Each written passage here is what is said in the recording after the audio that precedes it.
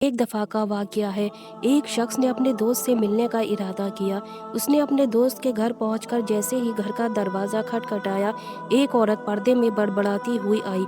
उस शख्स ने उस औरत से अपने दोस्त के बारे में पूछा तो वो उसको बुरा भला कहने लगी। इतने में उसे अपना दोस्त आता दिखाई दिया। उसने देखा कि उसके दोस्त के साथ एक शेर है जिसकी पीठ पर लकड़ियों का गट्ठर था। उसका दोस्त उस शख्स को देखकर बहुत खुश हुआ और उसके घर के अंदर ले गया। वहाँ भी उसने देखा कि उस औरत का मिजाज बहुत तल्ख है। वह अपने दोस्त से इस बारे में पूछना चाहता था पर फिर चुप लगा गया और चला गया। एक साल बाद वह शख्स फिर अपने दोस्त से मिलने आया। उसने फिर दरवाज़ा खटखटाया।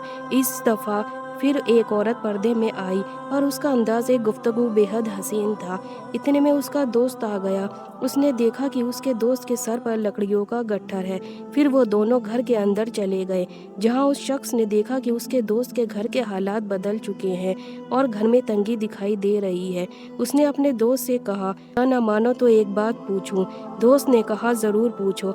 उसने कहा, जब मैं यहाँ पहले आया था तो मैंने यहाँ एक बेअदब औरत को देखा था जो ज़बान की तल्ख थी और एक शेर तुम्हारा गुलाम था, पर तुम्हारे घर के हालात तब अच्छे थे।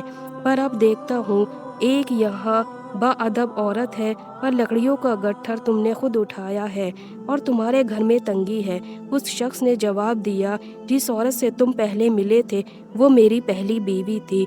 मैं उसकी तल्ख ज़बान पर सब्र करता था, इसलिए वो शेर जिसको तुमने देखा था अल्लाह ने मुझे मेरे सब्र के बदले अता कर रखा था।